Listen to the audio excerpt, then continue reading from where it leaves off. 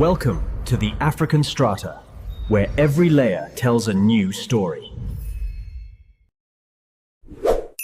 Support the channel.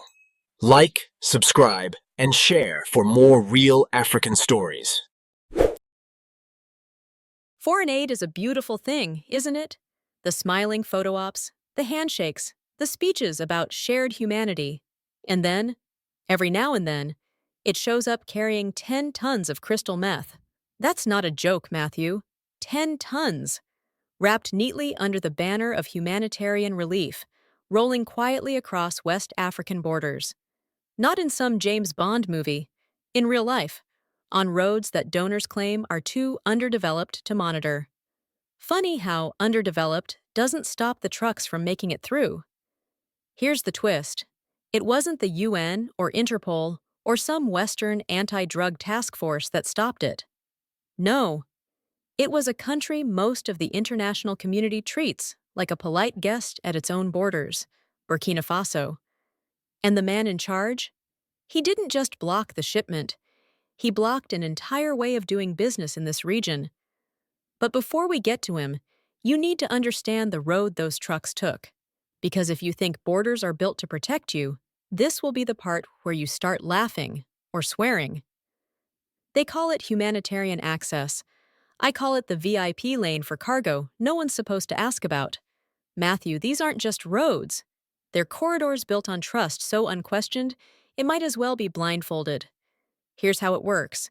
You slap on a decal from an aid agency, maybe one that doesn't even exist anymore, and suddenly the rules of physics change. Checkpoints melt away, customs officers wave you through, and scanners, they're for everyone else. Your paperwork says seed grain or medical relief, so who in their right mind would suspect you're moving industrial-grade poison? And it's not some new loophole. This diplomatic fast track has been around for years. It was meant for emergencies, food in a famine, medicine in a pandemic. But somewhere along the line, it became the perfect smuggling route. Think about it. No inspections, no delays, no oversight. In smuggling terms, that's not just convenient. That's luxury service. Here's your mini twist. In the past 18 months, at least 3 convoys used this exact formula. Same fake aid credentials, same route, same disappearing act. And not one raised a flag in Brussels, Paris, or New York. Coincidence? Or is someone in those cities perfectly fine with not looking too closely? If this was your border, Matthew, would you feel safe? Or would you start wondering just how much of this aid is actually helping anyone? Matthew, here's where the story stops being about cargo and starts being about nerve. It's 06:03 in the morning. The Sahel is just waking up, and the lead truck's tires roll onto Burkinabe soil. In that moment, Captain Ibrahim Traoré gives an order so rare in West African politics, it should be in a museum. Lock the northern border. Not just monitor it, not increase patrols. No. A full 6-hour freeze. Every crossing shut, every lane blocked. Civilian traffic? Stopped. Commercial shipments? Stopped. Aid convoys with shiny donor logos? Stopped.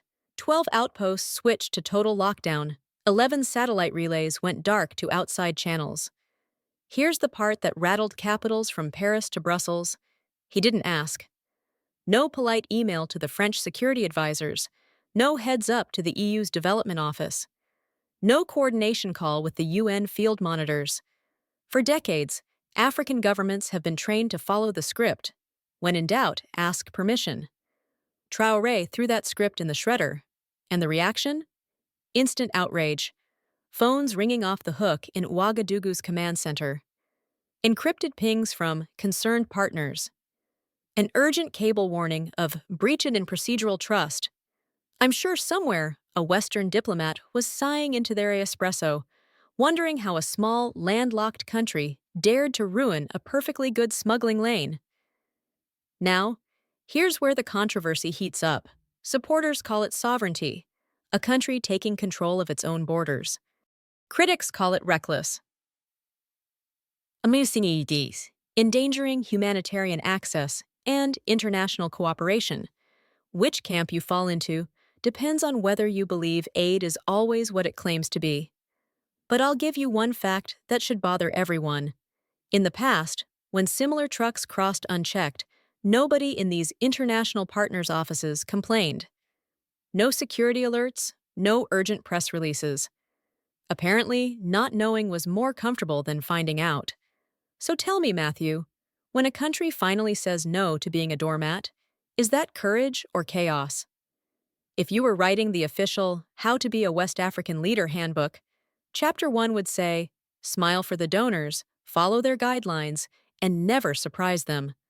Captain Ibrahim Traoré must have skipped that part, or maybe he burned the whole book.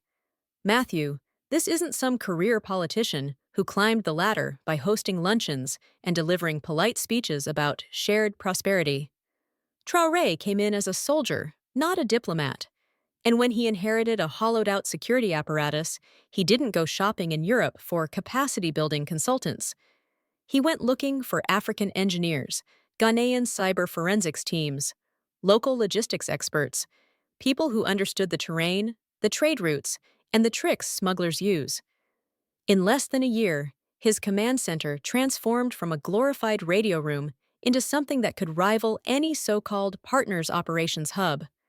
We're talking AI pathing algorithms, mapping cargo routes in real time. Terrain-adaptive heat maps flagging anomalies invisible to the naked eye. Digital overlays comparing live traffic to historical NGO movement patterns. And all of it built without a single overpriced foreign consultant to explain how to turn it on. Here's where the controversy deepens. Western capitals love to talk about African ownership of solutions, as long as they get to own the software, the servers, and the spare parts contracts. Traoré flipped that script. The tech was African, the operators were African, and the chain of command reported to Ouagadougou, not Brussels. And maybe that's why they weren't invited to the party when the convoy came into view. Because the moment you remove dependency, you also remove control. And for some partners, that's not development, that's defiance. So Matthew, let me throw it back to you. Is independence still celebrated when it stops being symbolic? Or do the congratulations dry up the moment you start acting like you mean it? For 14 hours, those trucks rolled like they owned the road. They passed abandoned checkpoints, skirted old French military outposts now stripped of their flags, and cruised through stretches so empty you could hear the tires hum against the tarmac. Every move was being watched. Every stop timed down to the second. The thermal scanners told a story the paperwork didn't. The manifests declared seed grain and agricultural lime. The heat signatures screamed something else. Consistent high core temperatures in sealed cargo holds, the kind you see in synthetic meth labs in Myanmar or northern Mexico. And here's where the comedy writes itself. Either this was the most advanced fertilizer in human history, capable of generating its own tropical microclimate at night, or someone was lying. I'll let you guess which is more likely. By 1946, just outside Gorum Gorum, the second truck lit up the monitors like a Christmas tree. Traoré's field units, 48 soldiers from the National Counter-Trafficking Unit, backed by 4 Interpol coordinators and a mobile data crew, were already in position. In under 20 minutes, the trucks were boxed in, engines off, communications jammed. When the container lids were sliced open with cryocutters, the truth glittered under the floodlights. Crystal slabs of synthetic methamphetamine, lab-purified, 98% pure, worth about $90 million on European streets. And then came the real plot twist. 2 unregistered high-altitude drones began circling the site. Their signatures matched Western-manufactured reconnaissance models used by defense contractors. So, Matthew, here's the question. Were they just curious spectators with military-grade toys, or was someone keeping an eye on their investment? And if it's the latter, how deep do you think this rabbit hole goes? Back in Ouagadougou, the forensic teams didn't waste a second. Every container had QR codes, serial numbers, and shipping labels, the kind that, in theory, should make tracing easy. In reality, it was like stepping into a bureaucratic funhouse. The codes linked to previous shipments processed through Lagos, Nigeria, and Cotonou, Benin, in 2023. On paper, they carried post-conflict agricultural support. In practice, the cargo was never inspected. Same route patterns, same aid classification, same final destination, 2 research compounds on the European coast. And these compounds? Registered to an NGO called Agri-Development West Africa. Sounds noble, doesn't it? Except the official address led to a single office suite in Luxembourg. No receptionist, no staff list, no working phone. The website was hidden behind privacy masking. No public-facing operations. Yet somehow this NGO had clearance to move millions of dollars worth of relief cargo across continents without checks. Here's where the numbers start painting the picture. Financial analysts found that between 2021 and 2023, over $42 million flowed into agri-development West Africa's accounts from a pharmaceutical conglomerate with a rap sheet. Previous investigations for exporting precursor chemicals, the essential ingredients for synthetic drugs, in violation of EU export controls. Now, Matthew, think about how aid logistics are supposed to work. Ministries approve them. Customs validate them. International bodies oversee them. But in this case, not a single ECOWAS ministry signed off on these shipments. The approval stamp came from a private audit firm in Antwerp, subcontracted through 3 shell logistics companies. It's like finding out your passport was issued by a corner print shop. Here's the mini twist. These shell companies were dissolved within weeks of each shipment arriving in Africa. They existed just long enough to give the paperwork a layer of legitimacy, and then vanished before anyone could ask questions. So tell me, is this incompetence or an international supply chain engineered to be untraceable? And if Burkina Faso hadn't taken a closer look, how many more research compounds in Europe would still be receiving their discreet, very profitable packages? Burkina Faso detains EU relief shipment. That was the headline splashed across several Western outlets within hours of the bust. Not meth worth 90 million pulsars seized. Not aid convoy exposed as drug shipment. No, the story was framed as if the big scandal was that aid was delayed. Compare that to how the same media covered a meth bust in Rotterdam last year. Record meth seizure in Europe. Security agencies praised for vigilance. Funny, isn't it? When it happens in Europe, it's a triumph of law enforcement. When it happens in Africa, it's an obstacle to humanitarian work. Now, Matthew, let's do a little Q&A. Did any of these headlines mention the purity of the meth? A. No. Q. Did they mention the unregistered military-grade drones over the operation site? Also no. Q. What did they mention? A. Confiscated medical-grade biological materials, which, if you think about it, is technically true, in the same way uranium is just really dense rock. Here's the real trick. By avoiding the word drugs, the narrative shifts. Suddenly, Burkina Faso isn't protecting its borders, it's blocking aid. The smugglers aren't traffickers, they're NGO workers. And the international audience isn't angry at the criminals, they're suspicious of the country that stopped them. But the spin didn't land the way it used to. In Bamako, Ghana, Algiers, Abuja, the public reaction was outrage, not at Burkina Faso, but at the bias. Algerian state TV aired a segment called Aid or Poison. South African radio hosts asked why charity always seems to arrive in Africa with hidden cargo. And that's the controversy Western capitals didn't see coming. When you try to paint a sovereign act of defense as a diplomatic misstep, you might just end up uniting the very countries you've kept divided. It started as a press release in Ouagadougou, and in less than 48 hours, it turned into a continental declaration. Operation Sahara Sands, Clean Corridor, was officially launched. 11 border points across the Sahel were marked for permanent, high-resolution scanning. We're talking about mobile scanners that can read through chemical tanks, refrigerated containers, and those suspiciously well-sealed aid crates. From now on, every truck crossing into Central Sahel gets inspected. No exceptions, no VIP pass for friendly donors, no more trust us handshakes at the gate. And here's the kicker. Interpol signed on to a 5-year data sharing protocol.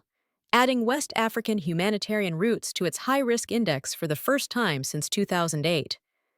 Apparently, the meth bust was enough to remind them Africa exists on the map. But the real headline wasn't the tech. It was the unity. Nigeria's Interior Ministry called an emergency caucus. Algeria and Chad sent delegations to Ouagadougou. South Africa offered its anti-smuggling AI for testing in Mali. Ghana pledged additional customs trainers. For once, Matthew, this wasn't the usual "we support in principle" rhetoric. It was material, operational, and immediate. Of course, the controversy writes itself. Critics in Western capitals complained this would slow humanitarian response. Translation: they're unhappy the express lane for uninspected cargo is gone. And let's be honest, if your aid can't pass a scanner without raising alarms, maybe it's not aid. So here's the picture. A part of the world long dismissed as a security blind spot is building its own firewall, syncing customs data across borders, and refusing to apologize for it. And suddenly, the same partners who once called for African self-reliance are worried that Africa might actually mean it. Tell me, Matthew, is that fear about our efficiency or about losing control? Closing one border is a start. But Matthew, smugglers, the serious ones, don't play only on land. You shut the gate, they look for the sea. You block the dock, they find the sky. And here's the uncomfortable truth. If a convoy this big can slip past land checkpoints for years, what do you think is moving in and out of African ports under the humanitarian priority stamp? How many containers marked disaster relief are quietly offloaded without inspection because nobody wants to be accused of delaying aid? Take the port of Lomé in Togo. In 2022, customs officers flagged a shipment labeled as emergency medical supplies. Inside, counterfeit antibiotics and industrial chemicals banned in the EU. The shipment paperwork?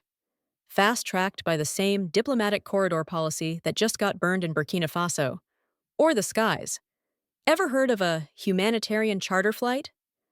It's the perfect cover. Land at a regional airport with zero commercial traffic. Unload in 2 hours, and you're gone. The manifest might list food rations. The cargo hold might tell a different story. Here's the mini twist. Once Burkina Faso's bust made headlines, chatter on encrypted channels picked up. Analysts saw a spike in logistics traffic shifting towards secondary ports and private airstrips. It's almost as if someone realized the ground game was getting harder and decided to reroute. So when critics warn that scanning everything will slow down aid, maybe the question should be, if the cargo is clean, why is it running for new hiding places the moment scanners show up? If there's a humanitarian express lane by sea or air, Matthew, it's time to admit it's not a charity highway, it's a smuggler's cruise. The only question is how long it's been operating and how many people prefer not to know the answer. So here it is, Matthew, the choice.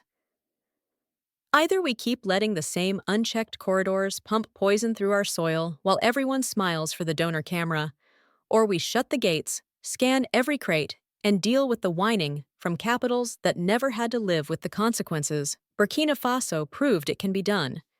The excuses are gone. The tech exists. The manpower exists. What's missing is the spine to use them without asking permission from people whose partnership somehow always ends up costing us. And if that makes you unpopular in certain circles, good. Popularity doesn't keep your kids alive. Border control does. So here's my call to you. If you believe in sovereignty, if you think a country has the absolute right to inspect what enters its land, then stop nodding quietly. Say it. Write Africa Rise in the comments. Share this story until it reaches the people who've been told they should be ashamed for protecting themselves. Because the next time a relief shipment crosses a border, you'll either be the person who demanded it be scanned or the one who explains to your community why you didn't. Which one are you?